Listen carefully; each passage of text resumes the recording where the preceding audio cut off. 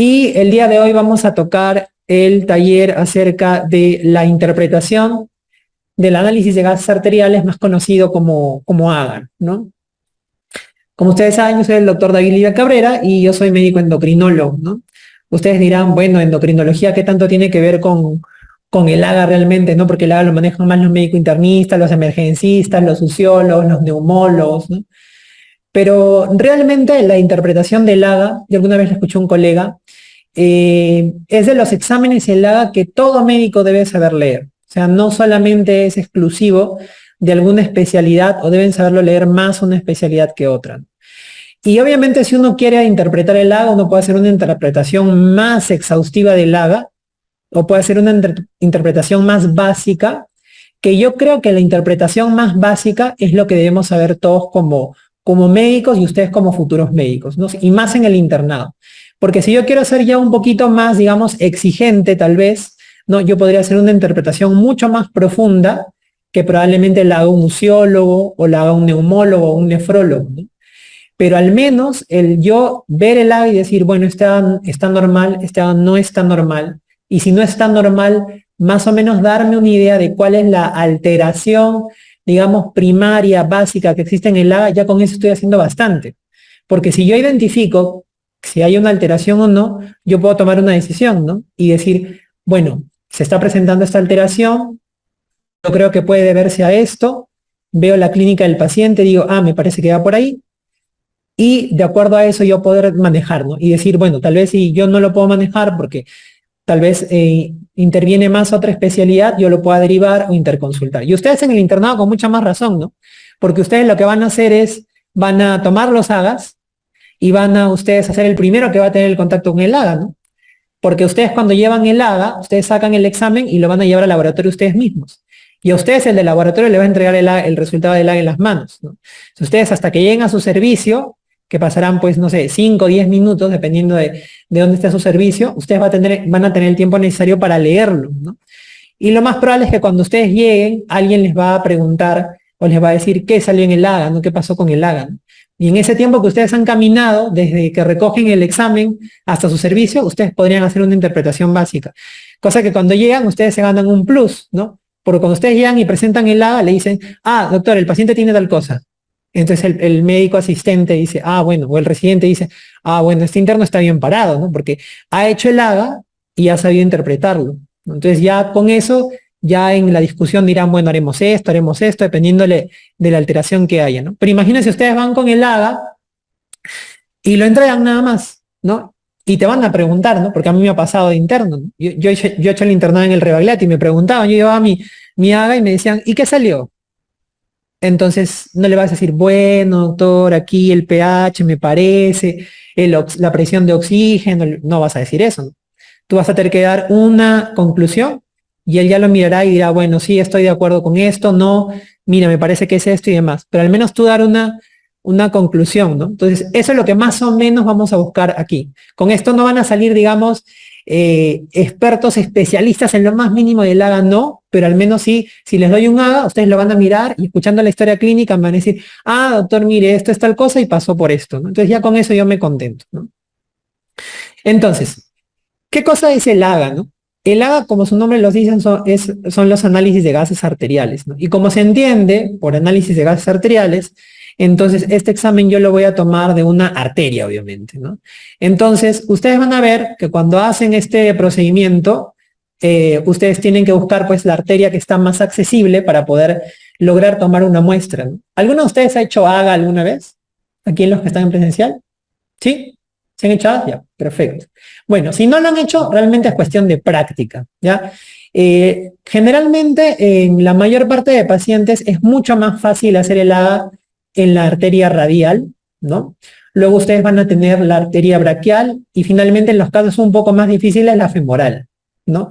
Sobre todo en pacientes que están edematizados, muchas veces es difícil a veces hacerlo en la arteria radial o incluso hasta en la arteria braquial, entonces vas a terminar haciendo en la femoral. En la femoral casi nunca hay pierde.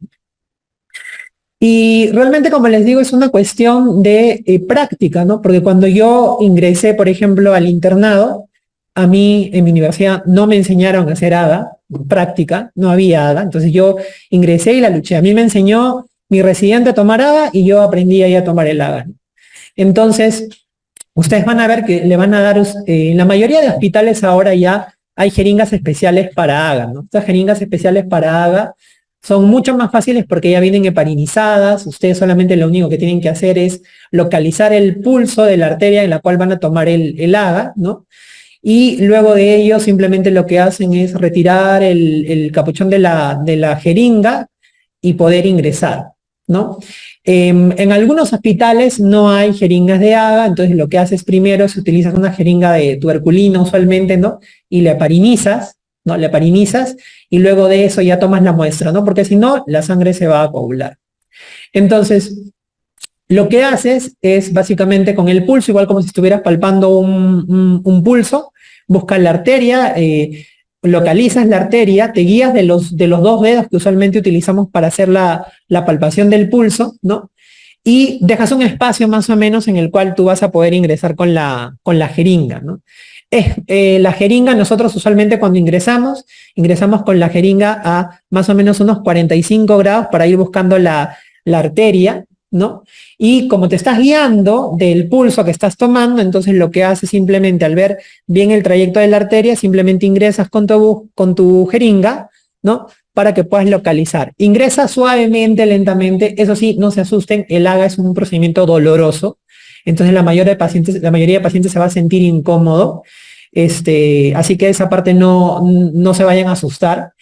Pero una manera también de evitar un poco esto, o al menos a mí me servía, por ejemplo, cuando hacía AGAs, ¿no? En el caso de las pacientes que están conscientes, porque los que no tienen algún tipo de trastorno del estado de conciencia es mucho más fácil tomar el AGA, pero en el que está consciente, por ejemplo, tal vez sirve, mientras ustedes van haciendo eso, tratar de conversar o decirle algo, preguntarle algo al paciente sobre su historia clínica mientras ustedes van localizando, ¿no? Porque el paciente se va a empezar a concentrar más en lo que les va a responder a ustedes, ¿no? Incluso le pueden preguntar algo de la historia clínica que ustedes ya saben, solamente quiere que el paciente siga hablando para distraerlo, pero ustedes ya saben esa parte y lo único que hacen es lograr localizar la arteria, ¿no? Y cuando ustedes localizan la arteria es súper fácil porque la arteria por el impulso que tiene, por la presión que hay en el vaso sanguíneo, entonces la sangre arterial sube rápidamente. Entonces ustedes van a ver que, por ejemplo, esta es una jeringa especial para AGA, ¿no? Entonces lo que van a ver ustedes es que la sangre arterial sube y la sangre arterial característicamente tiene un color rojo claro, ¿no? A diferencia de la sangre venosa, que la sangre venosa no va a subir con esa fuerza, sino que ustedes van a ver que la sangre venosa sube y se queda más o menos a este nivel, no llega a subir con fuerza y llenar realmente la aguja. Y lo segundo, que es el color de la sangre obviamente es el de la sangre venosa, que es azulada, se ve como medio negro, ¿no? Entonces tú te das cuenta que la sangre o lo que has pinchado no es una arteria, sino una vena, ¿no? Entonces de esa manera más o menos te das cuenta y como te digo, es cuestión de práctica. Mientras más veces tú hagas un AGA, pues más práctica vas a tener. Y en el internado les van a hacer varios AGAs, entonces ustedes van a agarrar práctica, ¿no? Y cuando ustedes, por ejemplo, estén en la emergencia, algunos de ustedes van a hacer guardia a veces en algunas zonas de hospitalización, no todos, ¿no? Pero algunos van a ir a ver pacientes y si les piden sacar pacientes que están inconscientes, a veces mucho mejor, ¿no? Porque ahí te da la opción de practicar mucho más, ¿no? Y si está dematizado, puedes hacer, obviamente, como te digo, utilizar una arteria de mayor calibre como la femoral.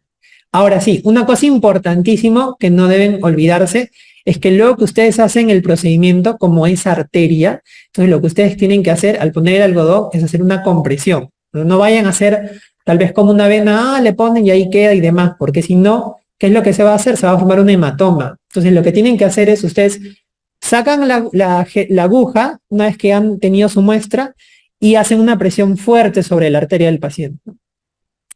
Luego de ello, ustedes pueden poner un esparadrapo también compresivo para que se pueda lograr de esa manera hacer que no haya el riesgo de que se forme un hematoma, que haya una buena hemostasis. Entonces, esos datos son importantes, ¿no? Y ahora este AGA tú lo vas a llevar directamente al laboratorio, porque no es que este AGA tú le vas a decir, lo voy a dejar por allí y demás, porque el AGA usualmente es un examen que se necesita para evaluar de emergencia. Entonces, ustedes mismos en el hospital donde van a estar, ustedes van a llevar el AGA.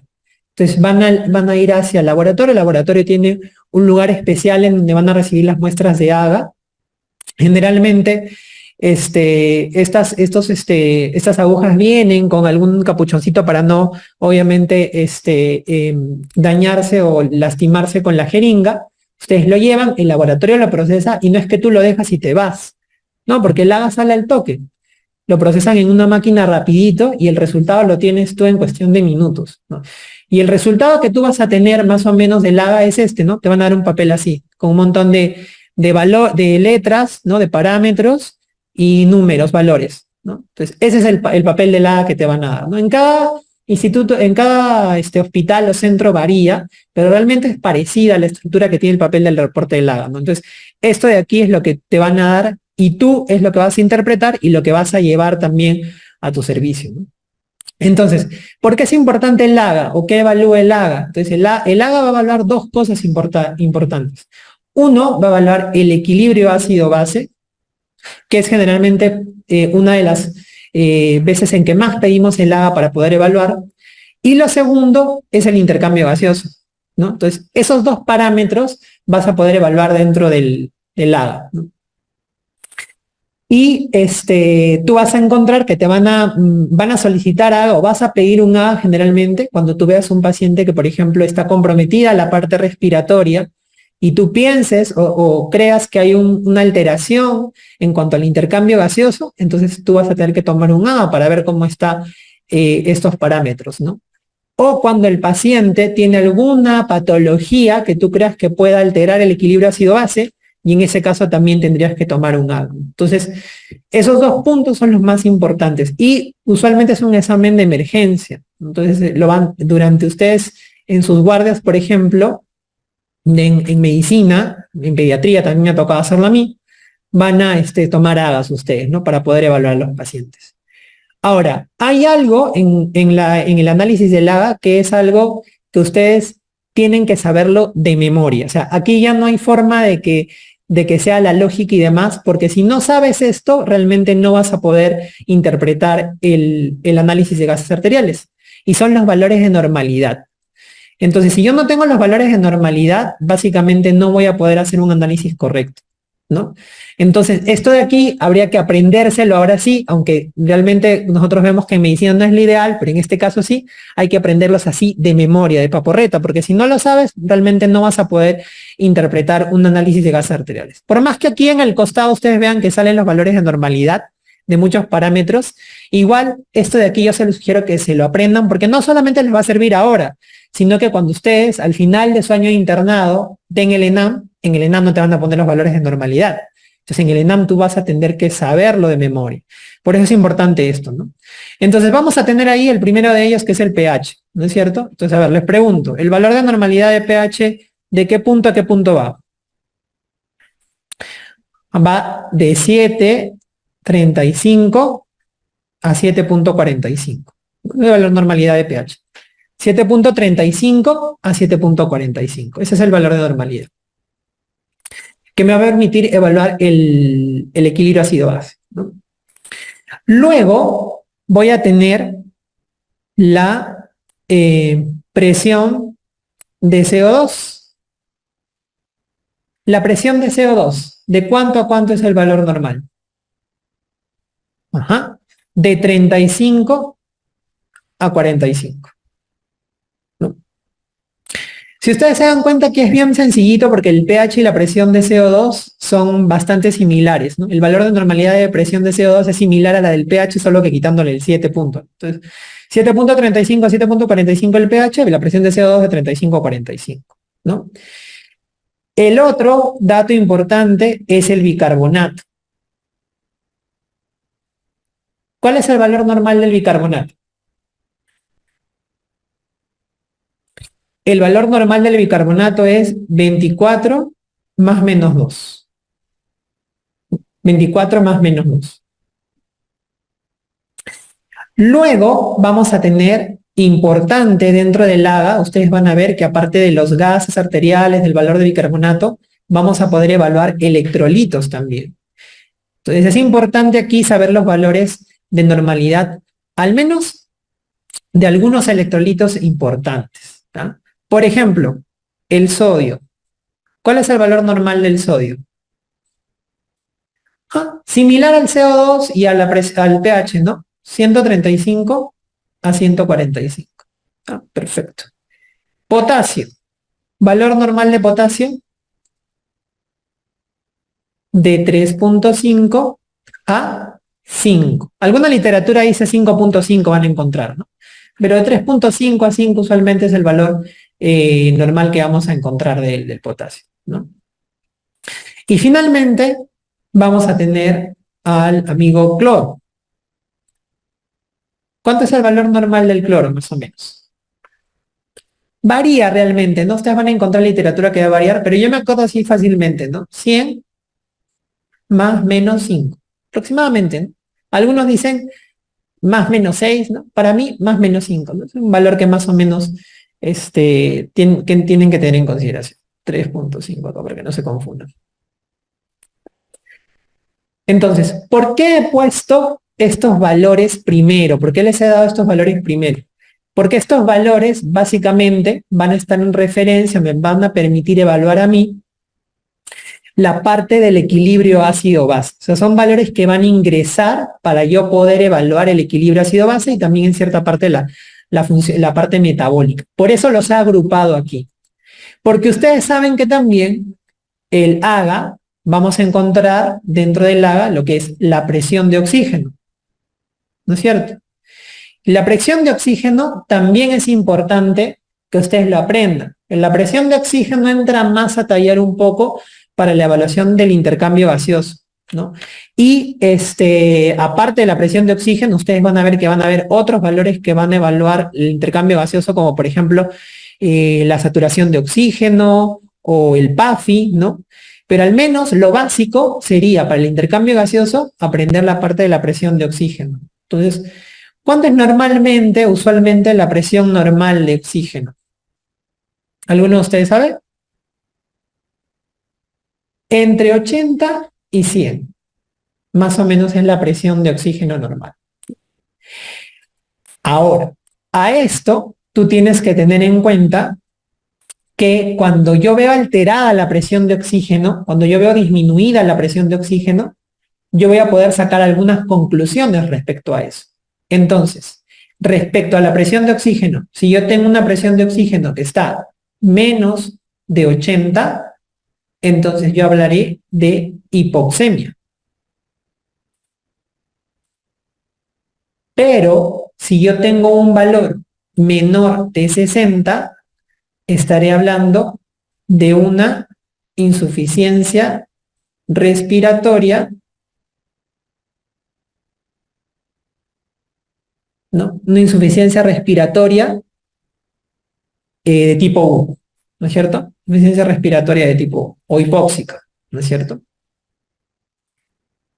Entonces, esos valores me pueden ayudar a mí a hacer una interpretación rápida, ¿no? Yo sé que algunos de ustedes me dirán, no, doctor, pero en el intercambio gaseoso también hay otros valores, ¿no? Está el PAFI, el gradiente alveolar arterial, que también lo puedo calcular, lo puedo ver del lag y demás. Sí es cierto, es correcto que eso también lo puedes encontrar.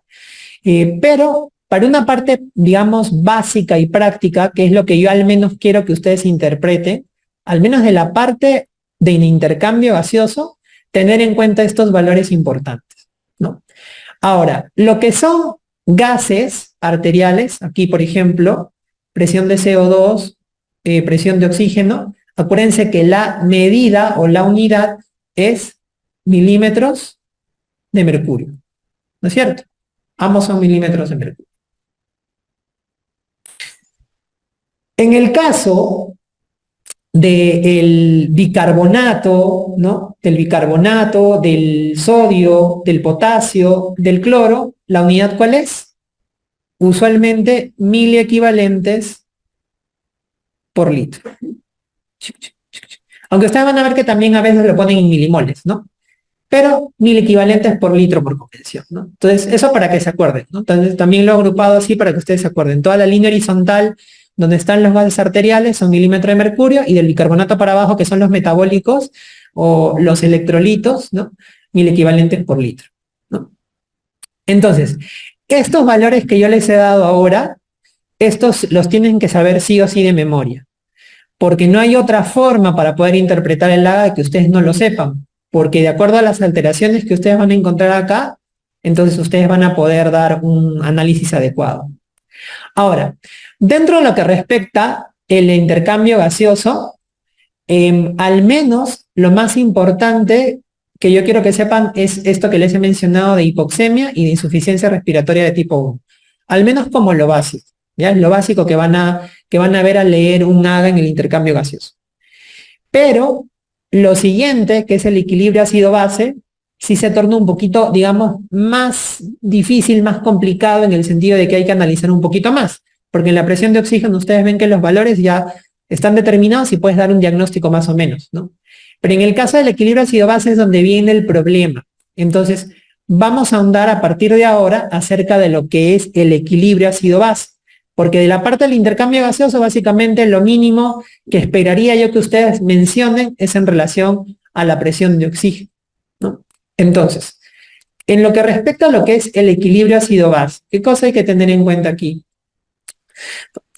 Siempre a mí me decían cuando yo iba a recoger el AGA, ¿no? Me decían, interno, ¿dónde está el AGA? Entonces yo iba y le decía, acá está el AGA, doctor. Y me decían, ¿cómo salió? ¿No? Y en ese momento, pues uno le pedía fuerzas a Dios para poder interpretar el AGA y a ver si te ligaba o no te ligaba. Entonces esta cara que ustedes ven aquí del perrito, del labrador, así estábamos todos en algún momento cuando nos permitían, nos decían que interpretemos el AGA, pero sobre todo el AGA en el trastorno, en los trastornos ácido base, ¿no? Porque el del oxígeno, como le decía, es más facilito. Entonces, lo que más o menos pretendo con esta clase es que ustedes analicen sobre todo esa parte que suele ser un poquito la más complicada, y de tal manera que ustedes puedan dar una respuesta rápida cuando están en sus servicios en relación a lo que es el AGA. Entonces, lo primero que tenemos que recordar en relación al equilibrio ácido-base es respecto al pH. ¿No es cierto?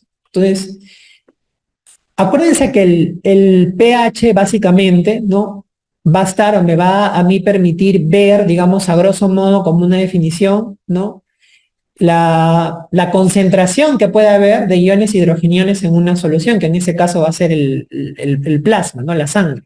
Entonces, eso es lo que me va a permitir ver el pH básicamente, ¿no? Y hay una cosa que ustedes no deben olvidar respecto al pH. Bueno, en realidad son dos, ¿no? Pero la primera de ellas, recuerden ustedes, que el pH y la concentración de hidrogeniones tienen una relación que es inversamente proporcional o directamente proporcional. ¿Ustedes qué dicen? Inversamente proporcional, ¿no es cierto? Entonces yo voy a decir, si yo quiero hacer, digamos, una reglita, que el pH va a ser o va a tener una relación, digamos, inversamente proporcional a la concentración de hidrogeniones, ¿no? Entonces, esto de aquí es lo primero que yo quiero que te acuerdes como generalidad en relación al equilibrio ácido-base. ¿Por qué? Porque de esta manera tú puedes decir entonces, ¿no? Que si yo tengo que aumentan mi concentración de hidrogeniones, entonces el pH va a disminuir, ¿no es cierto? Si aumenta la concentración de hidrogeniones, el pH disminuye. Y por otro lado sucede también lo contrario, ¿no? Si disminuye la concentración de hidrogeniones, entonces el pH va a aumentar. Entonces, esta relación inversamente proporcional es importante que la tengas en consideración.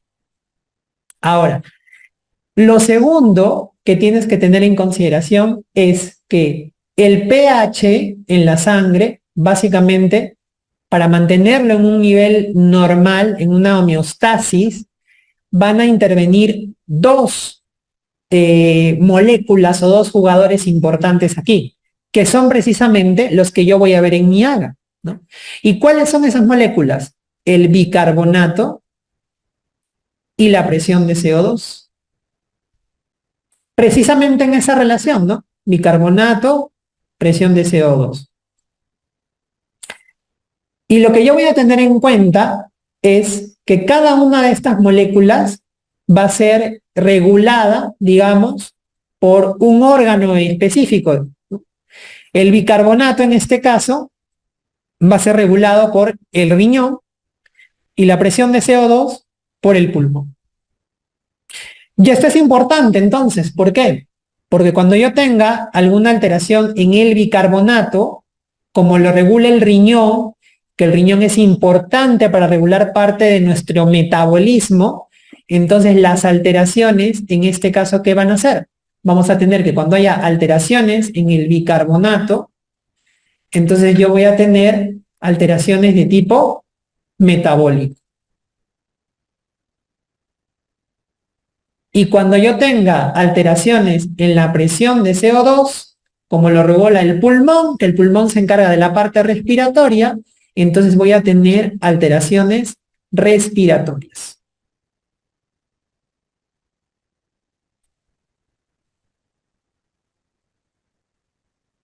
Entonces, vuelvo a repetir, el bicarbonato y el CO2 terminan siendo los dos componentes importantes para la regulación del pH. El bicarbonato, el riñón es el responsable, entonces como el riñón ve el metabolismo, si se altera esto, alteraciones metabólicas. La presión de CO2 lo regula el pulmón. Como se altera este mecanismo, entonces estamos hablando de alteraciones de tipo respiratorio. Entonces, es importante esto porque de acuerdo a la alteración en donde esté, yo voy a poder darle un nombrecito a mi alteración. ¿Es cierto? Ahora, vean ustedes también que la relación que existe entre bicarbonato y presión de CO2 también van a seguir una relación con el nivel de pH. Entonces yo les digo, el bicarbonato ¿es directamente proporcional al pH o es inversamente proporcional al pH? Es directamente, ¿no? Porque está en el numerador. Entonces eso quiere decir que si el bicarbonato disminuye, el pH disminuye. Si el bicarbonato aumenta, el pH aumenta. Ahora vean ustedes, la presión de CO2. La presión de CO2 es directamente proporcional al pH o inversamente proporcional al pH. Es inversamente proporcional al pH. Entonces, si la presión de CO2 aumenta, el pH disminuye. Si la presión de CO2 disminuye, el pH aumenta. Entonces, esta segunda parte de la relación de lo que es el bicarbonato y el CO2 con sus órganos que son los encargados de regularlos es la segunda parte que ustedes no se deben olvidar. Porque precisamente ahí voy a poder entender cómo es que se producen las distintas alteraciones en el equilibrio ácido-base, ¿no? Entonces, teniendo en cuenta esto, hay distintas formas en que ustedes pueden interpretar un AGA dentro de lo que es el equilibrio ácido-base. Entonces, dependiendo de quién haga o quién dicte la clase o la especialidad, ustedes van a ver que hay diferentes maneras, diferentes fórmulas, etcétera, ¿no? Entonces, en cuanto a lo que es el equilibrio ácido-base, ¿no? El doctor Manolo Briceño, que enseña la parte de nefrología aquí en Villamedi, él ideó, digamos, o él decía, ¿no? Cuando enseñaba su clase de equilibrio ácido-base, ¿no? Hay dos formas en las que ustedes pueden interpretar el AGA, ¿no? En la parte de equilibrio ácido-base. Una forma práctica, que es para el examen o para una respuesta rápida, ¿no?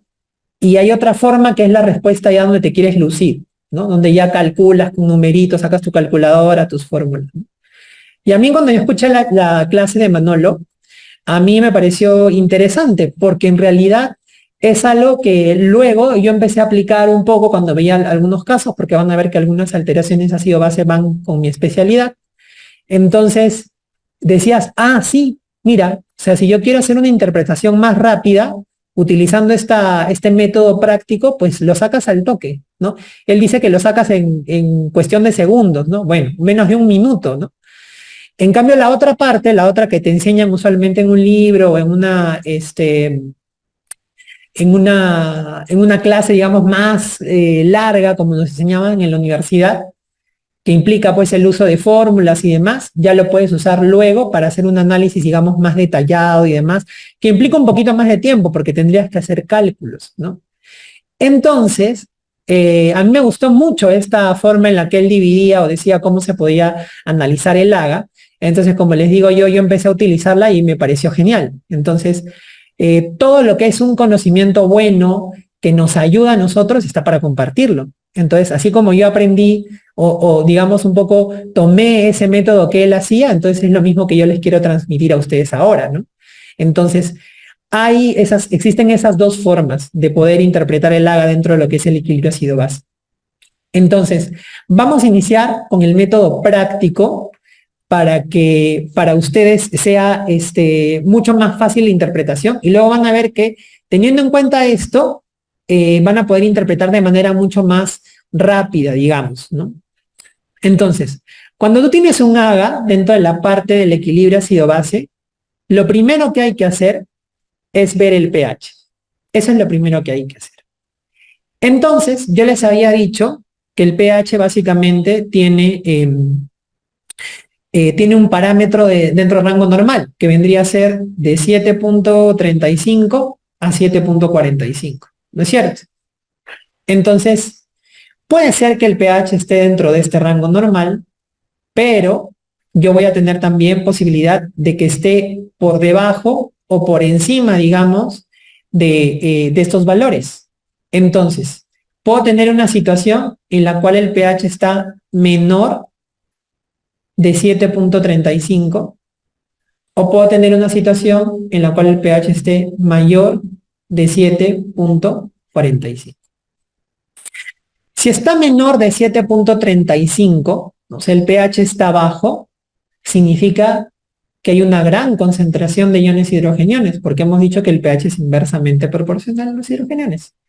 Entonces, cuando hay un exceso de hidrogeniones, generalmente una sustancia, ¿qué es? Es generalmente esta relación a un ácido o a una base. A un ácido. Entonces, cuando el pH es menor de 7.35, nosotros diremos que hay acidosis. Algunos consideran, en vez de utilizar el término acidosis, porque solo estás viendo un examen de laboratorio, decir acidemia. También es válido, es válido. Y sería, digamos, correcto, porque estás interpretando simplemente un examen de sangre, no estás viendo un paciente como tal. Cuando ya esto lo traspolo a un paciente, ahí sí podría decir acidosis. Entonces, acidosis o acidemia. Por otro lado, si yo tengo un pH que es más de 7.45, ¿no? Eso quiere decir que hay una disminución en los niveles de hidrogeniones, estoy pensando más en una base. Entonces estoy pensando más no en una acidosis, sino en una alcalosis, ¿no? En un álcali, alcalosis o alcalemia, ¿no? Entonces, con estos datos, yo ya más o menos me puedo situar, ¿no? Si hay una acidosis, está el pH normal o hay una alcalosis. Consejo. Si bien es cierto que lo primero que ves tú es el pH, si tú tienes un pH normal, no digas el AGA está normal. Nunca se hace eso. Si el pH está normal, tú estás obligado a ver a los siguientes o a los, digamos, participantes, a las moléculas que juegan en relación al equilibrio ácido-base, que son el bicarbonato y el CO2. Entonces, no necesariamente que el pH esté en un rango normal, a ti te va a decir que puedes, ya no vas a examinar más el AGA y vas a decir, está normal. No, no cometan ese error. Si el pH está normal, igual hay que seguir evaluando el AGA, que ahorita lo vamos a ver. Pero vamos a la situación en la cual verdaderamente hubiera una alteración, o sea, estuviera en acidosis, estuviera en alcalosis. Entonces, lo segundo, una vez que ya determinaste si hay acidosis o hay alcalosis, entonces lo segundo que vas a hacer es ver el bicarbonato, ¿ya? Es ver el valor del bicarbonato. Entonces, tú vas a tener dos situaciones. En el caso de la acidosis, ¿ya? En el caso de la acidosis, tú puedes tener que el bicarbonato va a estar disminuido.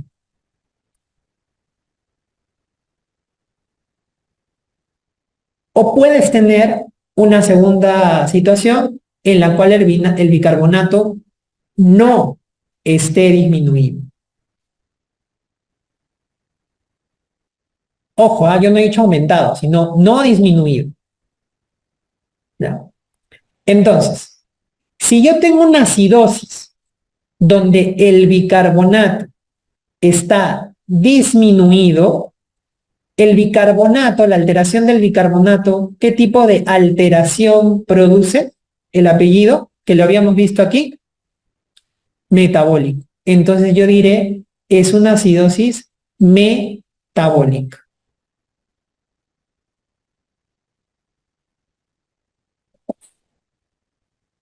¿Por qué? Porque yo les había dicho que el bicarbonato lo regula el riñón, que el riñón es metabólico. Entonces, bicarbonato disminuido es una acidosis metabólica. Doctor, ¿y si no está disminuido, está normal o está alto? Ah, si no está disminuido, entonces por default va a ser lo otro. Es decir, respiratorio. ¿Ya? El mismo raciocinio lo van a aplicar para la alcalosis. Imagínense, ustedes tienen un pH que tiene más de 7.45 y entonces dices, está alcalótico. Segundo paso, veo el bicarbonato. Si yo encuentro que hay un incremento en el valor del bicarbonato, o puedo encontrar que el bicarbonato no esté incrementado, cualquiera de los dos, o sea, esté normal o esté disminuido. El mismo raciocinio. Si yo tengo una alcalosis con bicarbonato alto, entonces será una alcalosis de tipo metabólica, porque acuérdense que el bicarbonato está en relación a lo metabólico, ¿no? Y nuevamente, por default, si no está aumentado el bicarbonato en una alcalosis, entonces yo diré que es respiratorio.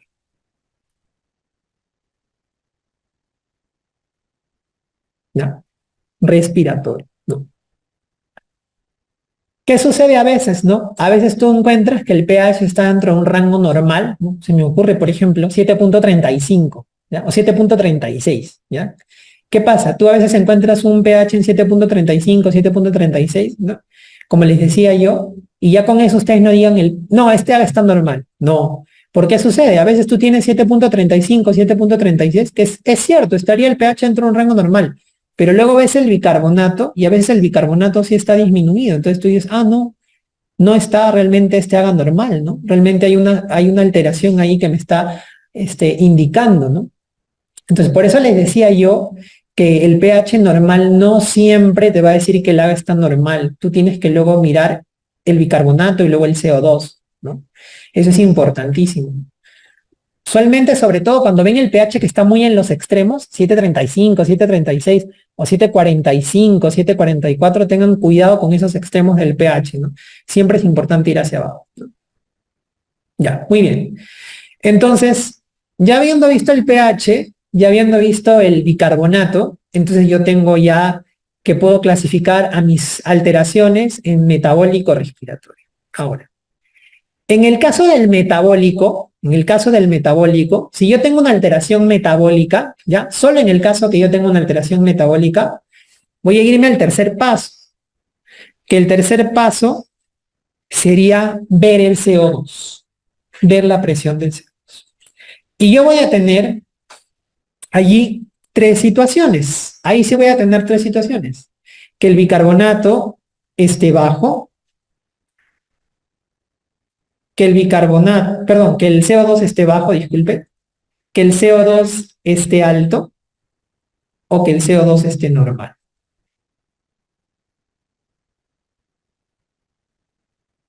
Entonces, CO2 bajo, CO2 alto y CO2 normal, ¿no? Ok. Si el CO2 está bajo, está disminuido, entonces, ¿qué es lo que yo voy a decir de esta acidosis metabólica? Porque estamos pensando en la acidosis metabólica, ¿ya? Acuérdate, cuando hay una alteración metabólica, lo que hace el sistema, ¿ya? Para poder compensar, dice, mira, está habiendo una alteración a nivel metabólico, hay un problema ahí con el bicarbonato. Entonces nosotros tenemos que compensar esa alteración, ¿no es cierto? ¿Quién compensa? El otro participante, o sea, el CO2, que está a cargo de la parte pulmonar. Entonces, cuando hay alteraciones metabólicas, entonces lo que sucede es que la parte respiratoria trata de compensar esa alteración. Entonces, si yo tengo una situación en la cual hay una acidosis metabólica, entonces, ¿qué cosa creen que va a hacer el pulmón, la parte respiratoria, para poder compensar esa acidosis metabólica? ¿Va a retener más CO2 o va a eliminar CO2? Va a eliminar CO2. Entonces, si yo tengo que en una acidosis metabólica el CO2 está disminuido, esa disminución del CO2 va a ser un mecanismo, digamos, compensatorio para la acidosis metabólica que se está presentando. Entonces yo diré, el CO2 está disminuido, entonces voy a decir, esta alteración o esta acidosis metabólica está parcialmente compensada. Y alguno de ustedes me dirá, doctor, ¿por qué dice parcialmente compensada? Porque si yo dijera que está compensada, el pH estaría normal. Pero el pH en una acidosis está bajo. Doctor, ya le entiendo. Pero doctor, y si usted fuera el mismo ejemplo, ¿no? Pero el pH estuviera en 7.36, pero yo vi mi pH en 7.36, vi que el bicarbonato estaba disminuido, ¿no? Entonces yo dije, parece una acidosis metabólica, pero el pH está normal y mi CO2 está bajo. Ahí sí yo podría decir que está compensado, porque el pH lo mantiene dentro de un rango normal, ¿no? Pero si no está el pH dentro del rango normal, como en este caso menos de 35, diré parcialmente compensado, porque le está compensando parcialmente nada más, no le está llevando un valor normal. Ahora, ¿qué sucedería si en vez de encontrar el CO2 bajo, yo encuentro el CO2 alto? Eso no es una reacción normal del organismo. O sea, hay algo que está haciendo que el CO2 se incremente y el único responsable del CO2 es el pulmón. Entonces, si yo tengo, en este caso, una acidosis metabólica que tiene el CO2 elevado, entonces yo diré, este es un trastorno mixto. ¿Por qué mixto? Porque hay algo más aparte de la acidosis metabólica, doctor. ¿Sí? ¿Y qué trastorno crees que está acompañando a la acidosis metabólica? Como el problema es el pulmón y está haciendo que se retenga más CO2, entonces, doctor, aquí hay una asociación con una acidosis respiratoria. Porque no es normal que el pulmón retenga más CO2. No es una reacción normal. Entonces yo voy a decir que es un trastorno mixto con una acidosis respiratoria. Doctor, ¿y si mi CO2 está normal? Si tu CO2 está normal, dirás que es una acidosis metabólica descompensada. Porque no estás teniendo la compensación que deberías tener, porque el CO2 debería bajar ante una acidosis metabólica.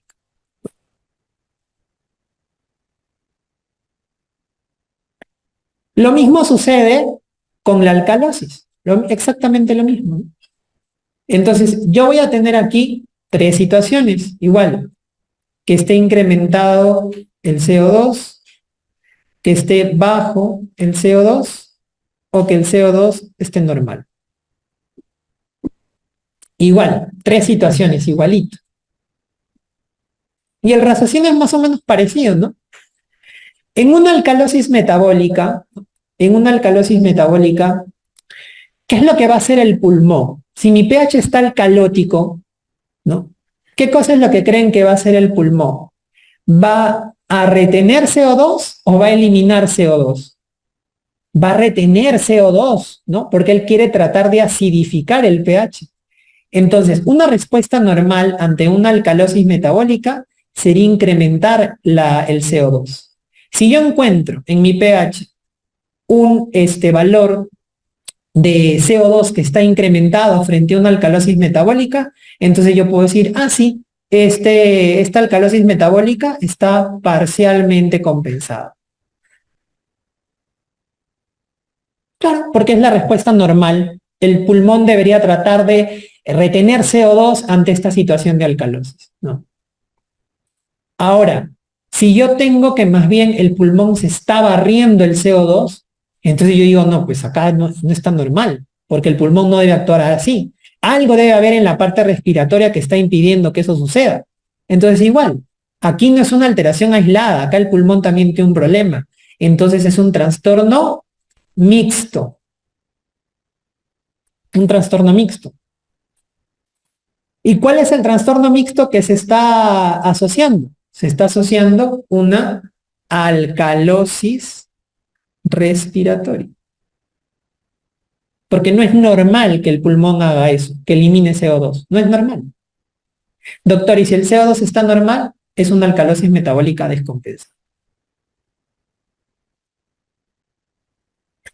Entonces, si tú te das cuenta, estos tres pasos uno los puede hacer rápidamente. Entonces, de donde sacas de donde te imprimen el resultado del AGA hasta tu servicio, pues mínimo pues habrán 5 minutos. No creo que el servicio esté al costado del donde hacen los análisis, ¿no? Y si no, te demoras un poquito pues leyendo, ¿no? Pero vas a ver que lo vas a sacar rápido. Entonces, teniendo en cuenta este dato que yo te he dicho, entonces podemos evaluar AGAs de forma más rápida, ¿no? Por ejemplo, tenemos estos tres, ¿no? Entonces, imagínate que tú tienes estos casos, ¿no? Entonces, sigo la misma lógica que hemos visto en la pasada, ¿no? Entonces, a ver, por ejemplo, en el caso 1, ¿qué me voy a fijar primero? El pH, ¿no es cierto? Ya. ¿Cómo está el pH? Está incrementado, ¿no es cierto? Entonces voy a decir primero que es una alcalosis. ¿Qué me fijo luego? El bicarbonato. ¿Cómo está el bicarbonato? ¿Cuánto es el valor normal de bicarbonato? El 24 más menos 2, ¿no es cierto? Entonces, si el bicarbonato está normal, porque lo normal es de 24 más menos 2, tiene 23, significa que el bicarbonato no está aumentado, porque lo que yo esperaría en mi algoritmo es que el bicarbonato está aumentado para hablar de una alcalosis metabólica. Pero si está normal, el bicarbonato en una alcalosis, entonces va a ser por default, ¿qué cosa? Respiratorio. Entonces, mi análisis rápido de este AGA dirá que es una alcalosis respiratoria. Y ahí terminó el análisis rápido. Si tú quieres, puedo ir a evaluar el CO2 también, ¿no? Vean que ustedes el CO2, ¿cómo está el CO2?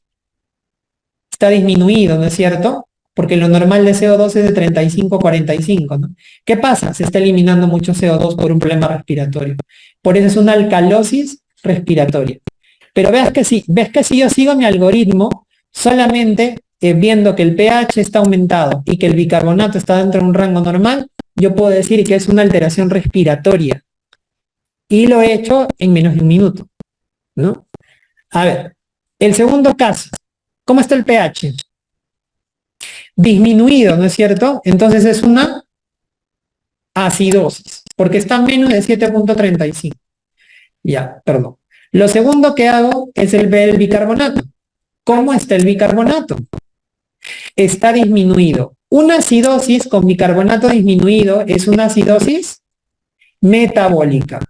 Perfecto. Como es un trastorno metabólico, entonces me voy a ver la presión de CO2. ¿Cómo está la presión de CO2? Está disminuido, porque lo normal es de 35 a 45. Entonces, el tener una acidosis metabólica con presión de CO2 disminuida, ¿es algo esperable o no esperable esta disminución de la presión de CO2? Sí, ¿no es cierto? Entonces, es una acidosis metabólica parcialmente compensada. Y nuevamente nos demoramos menos de un minuto en leer el AGA. Tercer ejemplo. ¿Cómo está el pH? Disminuido, ¿no es cierto? Entonces es una acidosis, ¿no es cierto? Perfecto. Me voy a ver el bicarbonato. ¿Cómo está el bicarbonato? El bicarbonato lo normal es 24 más menos 2, está en 17. El bicarbonato está disminuido. Entonces, ¿qué acidosis va con bicarbonato disminuido? La acidosis metabólica. Me voy a ver la presión de CO2. ¿Cómo está la presión de CO2? Lo normal es de 35-45. ¿Cuánto está? Aumentada. ¿Es normal que la presión de CO2 esté aumentada? No, no debería ser eso. Entonces, es una acidosis metabólica mixta. ¿Qué trastorno se está asociando? Acidosis respiratoria. Por eso yo les decía que es importante saber los valores de normalidad, porque si yo no supiera los valores de normalidad, no podría interpretar tan rápido el AGA, ¿no? Yo sé, como les decía a ustedes en la lámina inicial, que en el AGA te van a dar los valores al costado, pero hasta que tú lo veas, lo mires, lo veas, lo vuelvas a evaluar y demás, vas a perder más tiempo. En cambio, si tú te sabes estos valores que te he puesto aquí de memoria, entonces, así como ustedes han hecho ahorita, pueden interpretar el AGA en menos de 1 minuto. Entonces, si tú vas y le dices a tu residente, al doctor, a tu asistente, doctor, tiene acidosis respiratoria, doctor, tiene una acidosis metabólica parcialmente compensada, doctor, tiene una acidosis metabólica mixta, entonces ya, créanme que con decirles eso, ya ustedes están avanzando mucho en el análisis. Y ya luego se puede discutir por qué presentaría la fisiopatología, la causa, etcétera, ¿no? Pero en esto estamos avanzando rápido. Entonces, esta es una forma rápida de interpretar el AGA, ¿no? Bajo esta, como les digo, esta laminita que lo haces en menos de 1 minuto realmente la interpretación.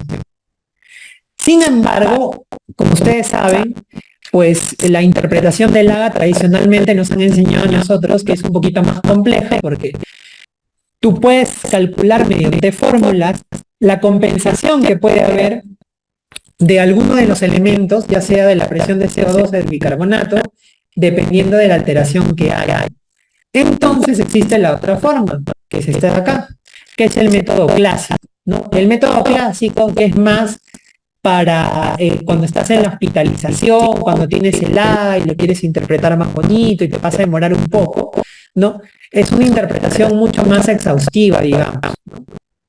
Entonces, más o menos, sigue un poquito la tónica que hemos visto en la parte pasada, pero con algunos momentos en los cuales vamos a andar un poquito más, ¿no? Entonces, vean, en el caso de la interpretación clásica del AGA, lo primero que hay que determinar es si el trastorno que se ve en el AGA es una acidosis o es una alcalosis, ¿no? Entonces, ¿eso cómo lo hacemos? Viendo el pH, ¿no? Que es más o menos lo que vimos nosotros en nuestro flujograma anterior, ¿no? Entonces, ustedes van a ver que si el pH es menos de 7.35 será una acidosis, y si es más de 7.45 será una alcalosis, ¿no? Porque el valor normal de pH es de 7.35 a 7.46. Ahora, recuerden que lo que les decía, ¿no? Si ustedes tienen un pH que está dentro de un rango normal, de todas maneras tienen que seguir viendo los otros parámetros, los otros jugadores, que son el bicarbonato y el CO2. Porque si ustedes tienen que el bicarbonato y el CO2 están alterados, ustedes no pueden decir que el AGA es normal. Yo solamente podría decir de la parte del equilibrio ácido-base que un AGA es normal si el pH, el bicarbonato y la presión de CO2 están normales. Si los tres están normales, yo puedo decir que este AGA es normal. Pero si no, yo tendría que evaluar realmente las alteraciones que hay. Recuerden, les decía ya que a veces el pH está 7.35, 7.36, en los extremos, al otro lado, 7.45, 7.44, o sea, están justo en los extremos, ¿no? Y muchas veces realmente el pH o hay un trastorno de ácido base de fondo, solamente que el trastorno está compensado. Por eso es importante evaluar ahí detenidamente el AGA antes de decir solo con el pH que ese AGA está normal, ¿no? Entonces, una vez que ves el pH, igual como vimos en la vez pasada, tú puedes decir si es acidosis o alcalosis. Y el segundo parámetro sería evaluar cuál es el trastorno primario, si es metabólico, con alteraciones en el bicarbonato, o es respiratorio, si lo que está alterado es la presión de CO2, ¿no? Entonces ustedes van a tener esta tablita, ¿no? En donde vamos a encontrar, ¿no? Aquí arriba las acidosis, donde vamos a ver que característicamente las acidosis tienen el pH disminuido, ¿no? Es decir, van a estar menos de 7.35, ¿no? Y yo voy a tener que la acidosis metabólica, lo que habíamos visto en mi algoritmo anterior, lo característico va a ser el bicarbonato disminuir. Y en la acidosis respiratoria, lo característico va a ser la presión de CO2 incrementada. Y la alcalosis va a ser aquella en la cual el pH va a estar incrementado, es decir, más de 7.45, y diré que metabólico si el problema está en el mismo bicarbonato, donde voy a encontrar un bicarbonato aumentado, o será respiratorio si el problema está en el CO2 y será o encontraré un CO2 distinguible, ¿no? Entonces, en el método clásico lo que te dice es eso, ¿no? Y que tú te fijas cómo está el pH, si el pH está acidótico o alcalótico, y una vez que te fijas si es acidótico o alcalótico, dependiendo de cuál de los jugadores es alterado, bicarbonato o CO2, tú vas a decir si es metabólico o si es respiratorio, ¿no? Y ahí también puede ayudar un poco la clínica, ¿no? Porque dependiendo de las manifestaciones que tenga el paciente, tú también podrías orientarte si el trastorno orienta más para un trastorno metabólico, orienta más para un trastorno respiratorio. Dependiendo de la clínica, las comorbilidades que tenga el paciente, tú más o menos también puedes sacar cuál podría ser el trastorno primario, ¿no? Y aquí, para que recuerdes un poquito, también hay una mnemotecnia que ahorita visto me acabo de recordar, ¿no? Donde la mnemotecnia es el MIRO, ¿no? Donde dice lo metabólico, el bicarbonato y el pH van en el mismo sentido, va igual para ustedes. En lo metabólico, el pH bajo, el bicarbonato bajo. En la acidosis, en la alcalosis, el pH sube, el bicarbonato sube. En lo metabólico va igual, las flechas van en el mismo sentido. Y en lo respiratorio, las flechas van en opuestos. Vean ustedes, baja el pH en la acidosis respiratoria, pero ¿por qué aumenta el CO2? Y en la alcalosis respiratoria sube el pH porque disminuye la presión de CO2, ¿no? Las flechas van en opuestos, ¿no? Que es una forma también de orientarte un poco hacia lo metabólico y a lo respiratorio en relación al pH, al bicarbonato y la presión de CO2. Ahora, en la interpretación clásica, lo tercero que te decían es, tú tienes tu trastorno primario, sabes que es una acidosis o una alcalosis de tipo metabólico o respiratorio, pero lo siguiente que tú tienes que hacer es determinar la compensación de ese trastorno acidosis. ¿Qué cosa quiere decir? Que si yo estaba frente a un problema metabólico, donde el problema es la alteración del bicarbonato, yo voy a esperar que haya una compensación con el CO2. Y si yo tengo un problema respiratorio, donde el problema está en la alteración de CO2, yo voy a esperar que haya una compensación por el bicarbonato, porque este sistema se tiene que mantener en equilibrio. Entonces, dependiendo, si tú tienes una alteración metabólica o una alteración respiratoria, tú vas a calcular la presión de CO2 o el bicarbonato esperado, lo que debería estar en el agua para tú decir, si hay está habiendo una compensación adecuada del problema. En la parte metabólica es súper fácil y sencillo. ¿Por qué? Porque cuando hay una alteración metabólica, el pulmón compensa rápidamente, demora cuestión de horas.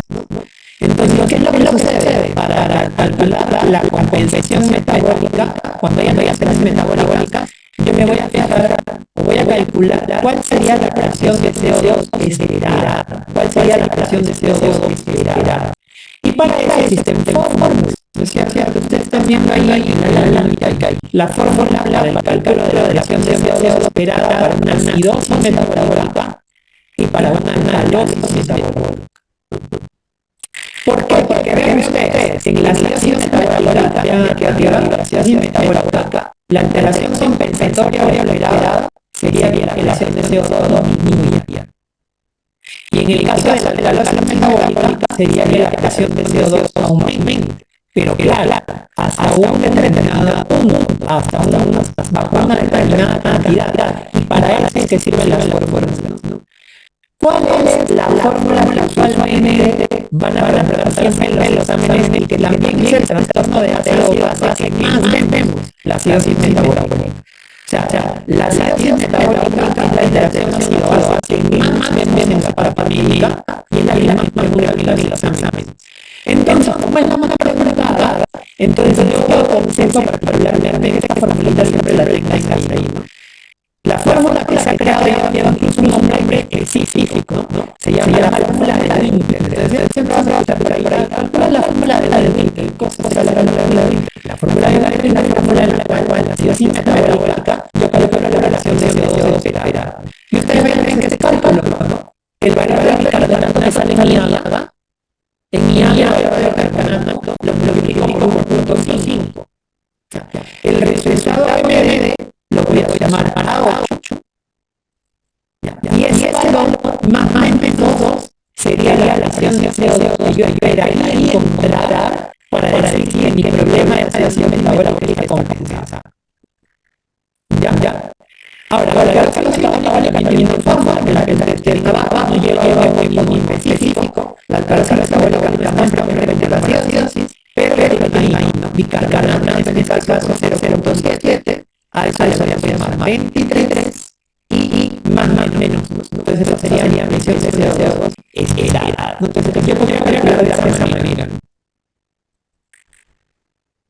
Ahora, bueno, esta es aprendiendo la fórmula de la usualmente es la más burla, que van a ver más que la tengo presente, pero luego esto ustedes lo pueden tener siempre más desde los ataques, simplemente que te lo vas a calcular la fórmula para ser más exactos. Ahora en el laboratorio se complica un poquito la cosa, ¿ya? ¿Por qué? Porque en el laboratorio ¿qué pasa? Cuando hay un problema respiratorio, el que va a pensar es la parte de selección de unión, pero el niño no entiende para pensar. Entonces lo que sucede es la compensación respiratoria. La compensación respiratoria va a entender si el problema respiratorio es un problema agudo o crónico. En los respiratorios que dice agudo o crónico, que va a depender desde el cuadro clínico agudo o crónico.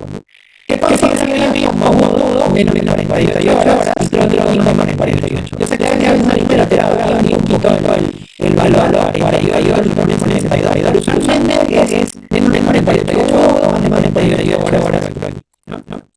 Ahora, para dependiendo de la declaración, entonces tú vas a poder ver que hay fórmulas distintas. Entonces, vean para la acidosis respiratoria, dependiendo de sea agudo o crónico, voy a tener una fórmula determinada.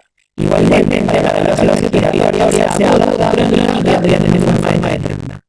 Ustedes van a ver que, aparte de esas fórmulas, a veces van a encontrar que no van a hacer una fórmula exactamente, sino que van a hablar de cuándo esperarías que se cambie o se modifique el carbonato en relación a una alteración del CO2, no tiene importada tanto de CO2 alterado y también tanto de carbonato. Entonces, también es muy encontrarlo de esa manera.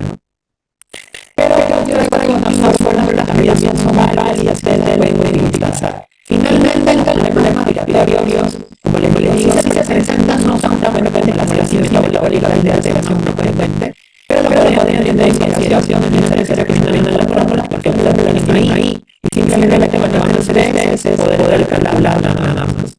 Pero nuevamente repito, estas formas clásicas que me enseñan usualmente de la forma larga, me saca la calculadora y ahí puede tomar más tiempo. Por eso que les enseño la forma que es la forma más rápida, porque te da una forma más fácil de decir y es lo básico que debes saber, ¿no? Porque tú como interno, como médico, yo como médico, especialista, te puedes ser como tal, y como digo, el doctor orientado. Pero ya tengo un funciólogo, un neurólogo, se va a sacar después una evaluación mucho más amplia, pero al menos necesito la cartita, la que de verdad me va a ayudar, digamos, a saber en qué situaciones para el paciente de equilibrio base. Entonces, tú al calculado con estas fórmulas, ¿Cuál es la presión de CO2 o el valor del carbonato que yo esperaría encontrar para una reacción metabólica respiratoria? Y entonces lo que hago yo, teniendo ese valor que yo he calculado, voy a compararlo con el valor que sale en mi AG. Te doy un ejemplo. Si yo tengo una reacción metabólica, yo le calculo cuál es la presión de CO2 que yo espero. Entonces a mí me sale una cifra por ese cálculo, yo comparo esa cifra con el valor que me sale en el AG, el valor que está escrito en el AG. Entonces yo comparo los dos. Entonces digo, en el caso de los metabólicos, si la presión de CO2, que está en mi AGA, que está escrito en mi AGA, es igual al que yo calculé, al esperado, entonces diré, es un trastorno puro. O sea, se queda ahí más un trastorno metabólico.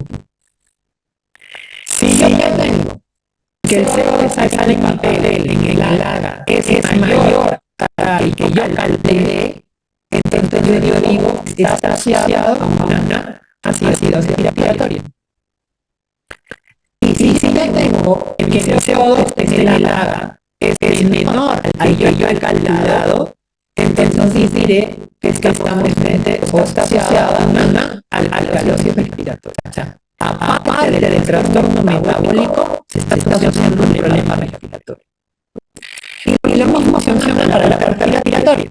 Si tú tienes un trastorno respiratorio, vas a agarrar el valor de bicarbonato que sale en el AGA y el valor de bicarbonato que calculaste. Entonces dirás, si el que está en el AGA es igual al que yo he calculado, es un trastorno respiratorio puro. No solamente hay un problema respiratorio. Si el bicarbonato que sale en el AGA es mayor al que tú calculaste, al esperado, dirás que está asociando una acidosis metabólica. Y si el bicarbonato que tienes en el AGA es menor al que calculaste, dirás que está asociado a una acidosis metabólica. Entonces, de esta manera, tú puedes evaluar si el trastorno que presenta el paciente es un trastorno puro o es un trastorno mixto, donde se están asociando dos trastornos de ácido base.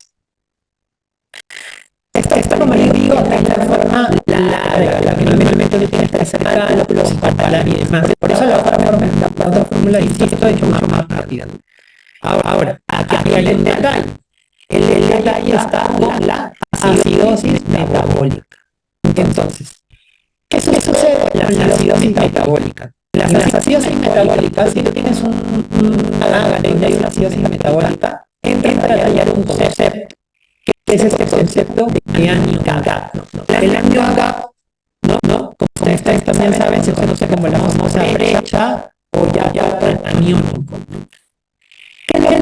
¿Cómo se interpreta esta brecha aniónica o aniónico? El anion gap no va a ser otra cosa que la diferencia que existe entre los cationes y los aniones lividos. Eso quiere decir todos aquellos que son positivos, que son los cationes, y todos los que son negativos, que son aniones. ¿No? Entonces, si yo me puedo revisar cuáles son los cationes, cuáles son los aniones medidos más importantes que yo voy a tener, voy a encontrar que en los cationes el que predomina es el sodio. Vean ustedes. ¿No? ¿Cuál es el valor del sodio? Yo les había dicho, de 135 a 145, o sea, promedio 140. Ese es el cation más importante, es el más preponderante. Existe otro cation, ¿no?, que tiene un valor un poquito más bajo, ¿no? ¿Cuál es ese otro cation? Aparte del sodio. Que es el compañero ahí del sodio, el compañero fiel. El potasio. El potasio también es un cation. Pero ¿qué sucede con el potasio? ¿Por qué no lo pongo aquí? Porque imagínate, ¿cuánto es el valor normal del potasio? El valor normal del potasio es de 3.5 a 5 o 5.5, depende de la literatura que tú veas. Eso es un valor despreciable en relación al valor del sodio. El valor del sodio es mucho más alto. Entonces, por eso no lo pongo dentro de esta gráfica. Y si yo comparo los cationes con los aniones, ¿qué aniones tenemos nosotros? El anión más abundante, el cloro. El cloro yo les había dicho que es más o menos 100 más menos 5. ¿No? El segundo, en orden, el el bicarbonato. Pues, ¿qué es lo que sucede? Si yo sumo cloro con bicarbonato, si yo sumo cloro con bicarbonato, como ustedes ven ahí, yo no voy a llegar al valor, digamos, que tiene el sodio. Porque si yo sumo cloro, le pongo 100, y al bicarbonato 24, hago 124. Y 124 no se va a equiparar con los 140 que tiene el sodio. Y tiene que existir un equilibrio entre los cationes y los aniones.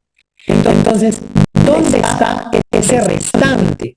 Ese restante que no se mide normalmente se conoce como el anion gap. El anion gap es la concentración de aniones, o sea, los que tienen cargas negativas, que no pueden ser medidos de forma específica. Como por ejemplo, ¿no? Sulfatos, fosfatos, y la más importante de ellas, la albúmina, que están cargados todos ellos de manera negativa. ¿Qué es lo que sucede? Tienen valores tan pequeñitos, tan despreciables, o sea, tan pequeñitos y despreciables para el cálculo, que yo digo, mejor los agrupo. Y los agrupo bajo esa categoría, que se conoce como anion gap o brecha aniónica. ¿Por qué? Porque todos ellos sumados van a hacer la brecha, lo que le falta a los aniones para equiparar a los cationes. ¿Cómo calculo este anion gap? Vean ustedes, el anion gap se calcula con esta fórmula. Al sodio, que es el catión más importante, yo le voy a restar la sumatoria del cloro y del bicarbonato. De esa manera yo lo voy a calcular. Porque es ese, como le digo, conjunto de aniones que yo no los puedo medir porque son tan pequeñitas las cantidades que mejor los agrupo en uno solo. Entonces ustedes van a encontrar algunas fórmulas que aquí, aparte del sodio, también le agregan el potasio. Entonces pues ponen sodio más potasio menos cloro más bicarbonato. Pero como les decía yo, el potasio realmente es despreciable, por eso es que no se le suele considerar, solamente se considera al sodio. ¿Y cuál es el valor normal del anion gap? ¿No? Usualmente iría entre 8 a 12, dependiendo si consideramos el potasio. 8 a 12. Entonces, tú teniendo más o menos ese rango de normalidad del anion gap, puedes saber si esta concentración de todos estos aniones está normal o está incrementado, ¿no? Y esto es importante y útil, ¿por qué? Es útil para las acidosis metabólicas. Por eso yo les decía que la acidosis metabólica no solamente, aparte de ser el trastorno de base más frecuente que ustedes más van a ver, sino que también tienes que hacerle esta consideración especial luego, que es calcular el anion gap, ¿no? ¿Por qué? Porque yo voy a tener dos situaciones en las acidosis metabólicas. Yo puedo tener una acidosis metabólica, vean ustedes, en la cual hay una disminución del bicarbonato, vean, porque una acidosis metabólica es bicarbonato disminuido, pero que se asocian, vean ustedes, a un incremento en estos aniones no medidos, ¿no? Entonces, a esa acidosis metabólica en la cual hay un incremento en los aniones no medidos, a eso se conoce como una acidosis metabólica anion gap elevado. Porque hay un incremento de estos aniones no medidos, ¿no?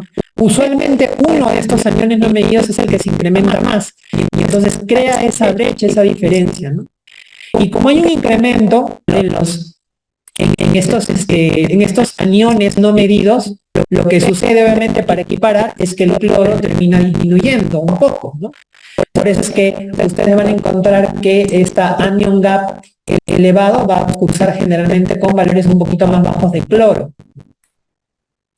Y vas a tener otra situación, vas a tener una situación de acidosis metabólica en la cual el bicarbonato esté disminuido, pero los aniones no medidos van a estar dentro de un rango normal. ¿Qué es lo que sucede en esa situación, no? Por ejemplo, yo puedo tener ahí pérdidas a lo mejor de bicarbonato por alguna vía, ¿no? Y lo que va a suceder de manera compensatoria es que el cloro va a incrementarse en estos pacientes, ¿no? Para poder mantener esa neutralidad entre los positivos y los negativos.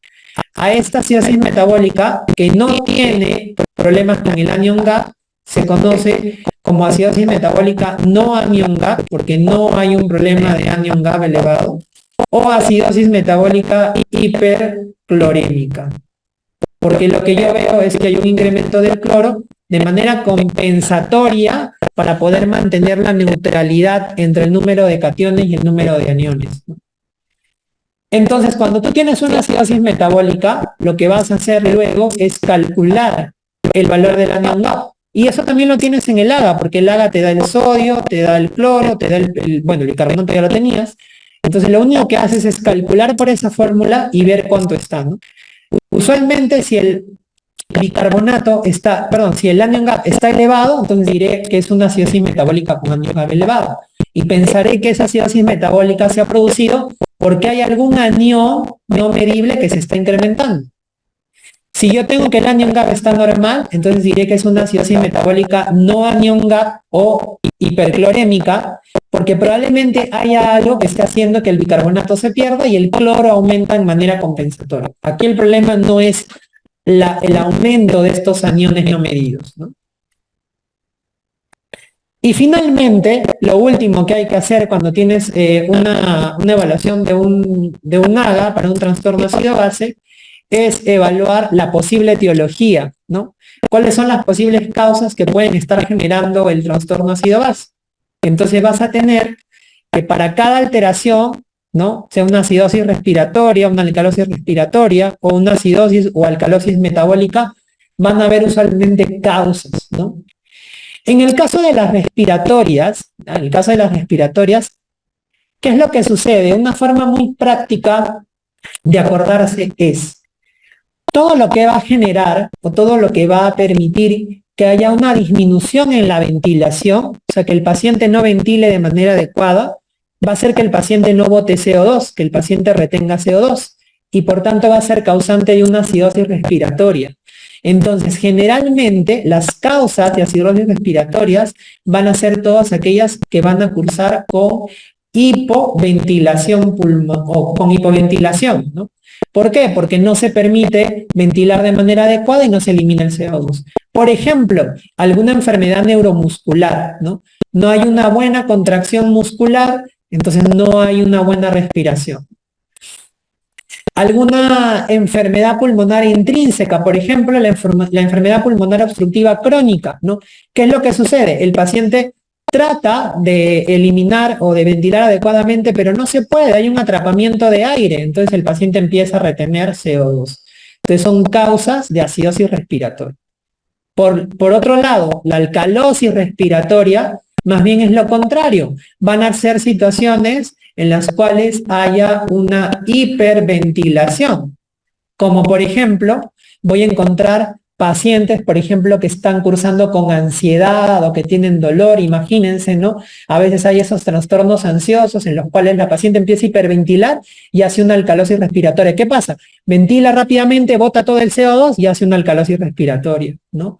O por ejemplo, un paciente que tiene algún problema de tipo, por ejemplo, una neumonía, ¿no? Que el paciente empieza a hiperventilar por la neumonía, ¿no? Y lo que hace es barre el CO2 y entonces el paciente hace una alcalosis respiratoria, ¿no?